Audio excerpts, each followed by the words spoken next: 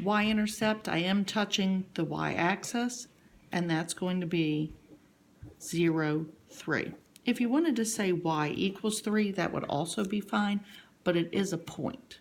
All right, let's do this guy. So, and from the other day, this was a vertical transformation. I went up 3 units. This guy, set him equal to 0, solve, and you get x equals -5 for your vertex. There's the y-coordinate, so there's your vertex. -5, 0. Plot him, and then of course he's got that little slope of 1, so up 1, right 1, up and right, up and left, and that's all that's going to fit. Make your V. Done.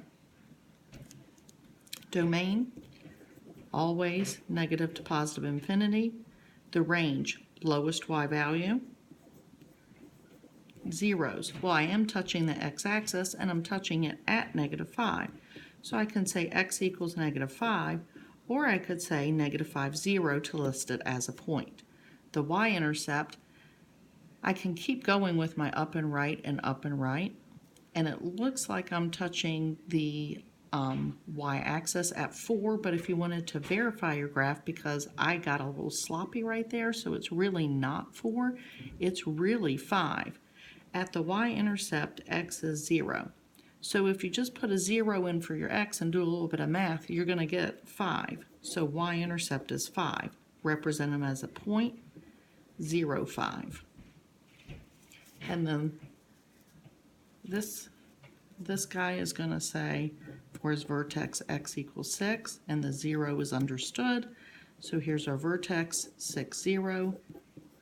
Domain is always negative to positive. So 6, 0 is going to be over here. He's not going to fit very well. That's my fault for making that graph. We'll just kind of pretend what he does over there with a V-shaped graph. Range, 0 to infinity. 0, where am I touching the x-axis? At x equals 6. So that's 6, 0. Y-intercept, I am going to eventually touch the y-intercept, but it might be easier to calculate him. Well, that means x equals 0. If I put him in here, -6, take his absolute value. So it is the point 0, 6, or if you want to say y equals 6, that's also fine.